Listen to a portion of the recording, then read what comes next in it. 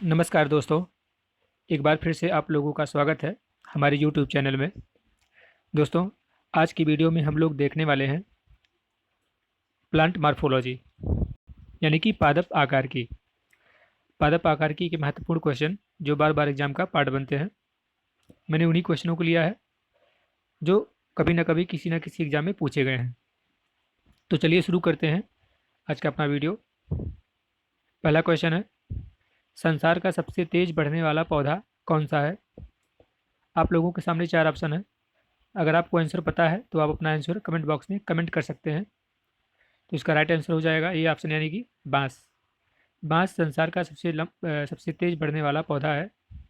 और जो बांस है वो एक प्रकार का घास होता है। ये एग्जाम में पूछा गया है कि बांस क्या है, तो बांस एक घास है और संसार में सबसे तेज बढ़ने वाला पौधा है। अगर मैं बी ऑप्शन की बात करूँ तो बी ऑप्शन चावल है, और चावल में विटामिन सी नहीं पाया जाता है, इसको ध्यान में रखिएगा। चलिए अपने अगले क्वेश्चन की तरफ बढ़ते हैं। अगला क्वेश्चन है, विश्व में सबसे लंबा पौधा है? तो इसका राइट आंसर हो जाएगा ये ऑप्शन, यानी कि यूकेलिप्टस। यूकेलिप्टस संसार में सबसे लंबा पौधा होता है। चलिए अपने अगले क्वेश्चन की तरफ बढ़ते हैं। अगला क्वेश्चन है, तना या स्तंभ होता है प्रायः? तो इसका राइट आंसर होगा ये ऑप्शन, यानी कि धनात्मकता प्रकाश अनुवर्ती। यानी जो तना होता है वो प्रकाश की दिशा में बढ़ता है, और जो जड़ होता है वो ऋणात्मकता प्रकाश अनुवर्ती होता है, यानी कि प्रकाश के उल्टी दिशा में बढ़ता है। अब अगला क्वेश्चन लेते हैं। अगला क्वेश्चन है, किस पादप में तना संचयन तथा चीरकलिता का कार्य होता है? तो इसका राइट आंसर हो जाएगा सी ऑप्शन, यानी कि हल्दी। हल्दी में तना संचयन तथा चीरकलिता का कार्य होता है। अगर हम टमाटर की बात करें तो टमाटर का लाल रंग लाइकोपेन के कारण होता है। और प्याज भी एक प्रकार का तना होता है जो शल्ककंद के अंतर्गत आता है, और शकरकंद एक प्रकार की जड़ होती है। अगले क्वेश्चन की तरफ बढ़ते हैं। अगला क्वेश्चन है, निम्नलिखित में से कौन सा एक कीटहारी पादप है? तो इसका राइट आंसर हो जाएगा ए ऑप्शन, यानी कि घटपर्णी।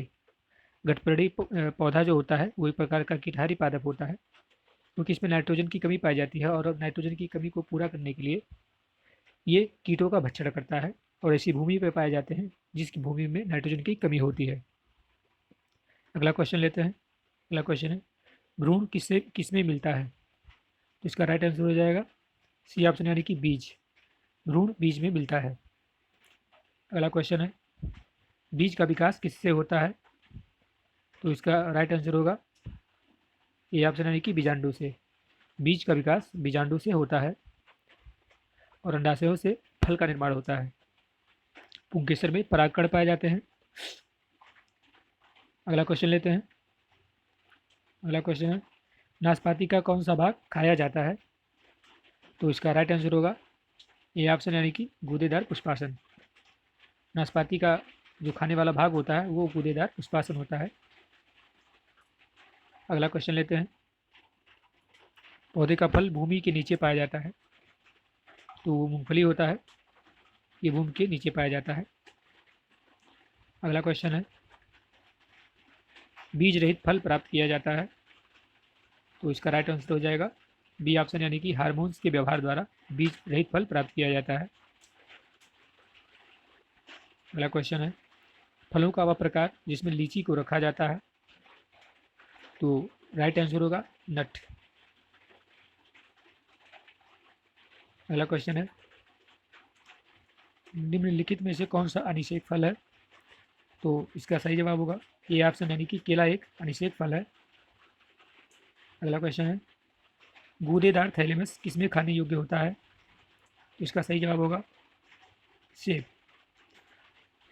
सेब में जो गूदेदार थैलेमस होता है वो खाने योग्य भाग होता है।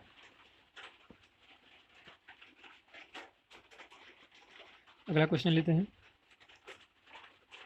निम्नलिखित में से किस पौधे की खेती प्रतिरोपण करके की जाती है?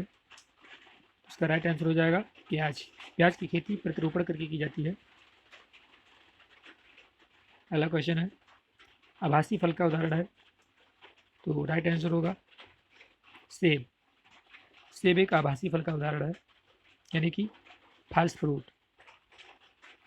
नेक्स्ट क्वेश्चन है, पके हुए आम का खाने योग्य भाग होता है?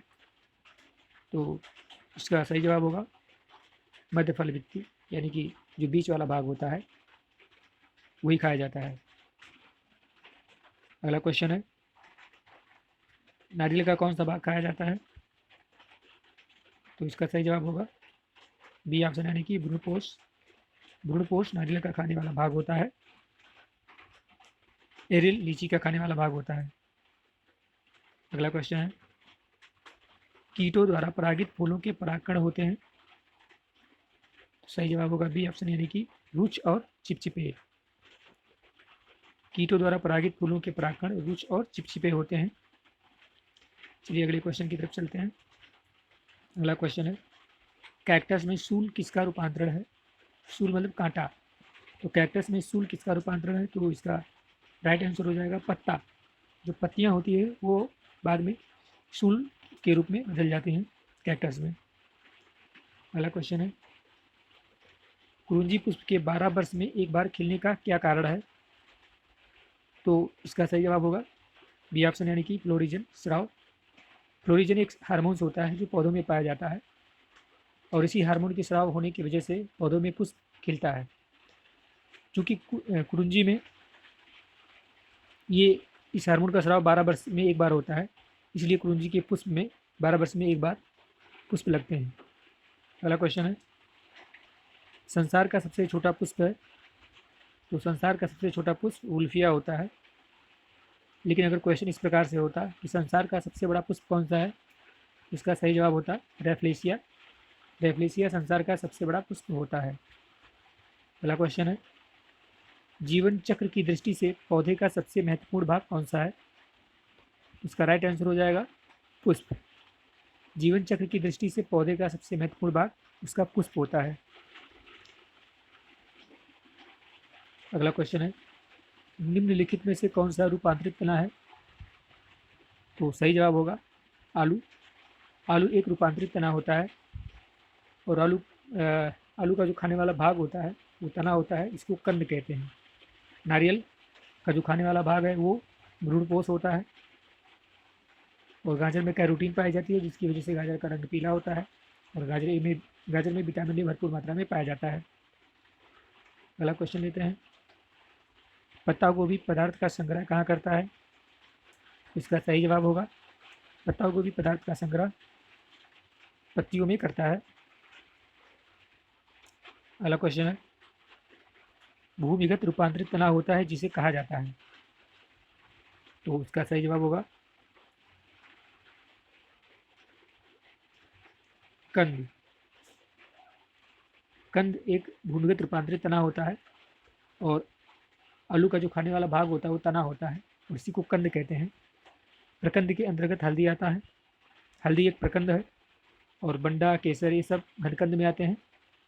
और ये ऑप्शन की बात करें तो लहसुन और प्याज सल्क कंद के अंतर्गत आते हैं। अगला क्वेश्चन है, पान की लता में बनने वाली जड़ कौन सी है? दोस्तों ये इस वीडियो का लास्ट क्वेश्चन है। इसका राइट आंसर होगा डी ऑप्शन, यानी कि आरोही जड़। पान की लता में आरोही जड़ बनती है। तो दोस्तों ये था आज का महत्वपूर्ण क्वेश्चन। अगर आपको वीडियो पसंद आया है तो प्लीज़ वीडियो को लाइक कर दीजिएगा, शेयर कर दीजिएगा। अगर अभी तक आपने हमारे चैनल को सब्सक्राइब नहीं किया है तो प्लीज़ हमारे चैनल को सब्सक्राइब कर लीजिएगा। तो इसी के साथ अपनी वीडियो को समाप्त करते हैं। मिलते हैं अपने अगले वीडियो में, तब तक के लिए धन्यवाद।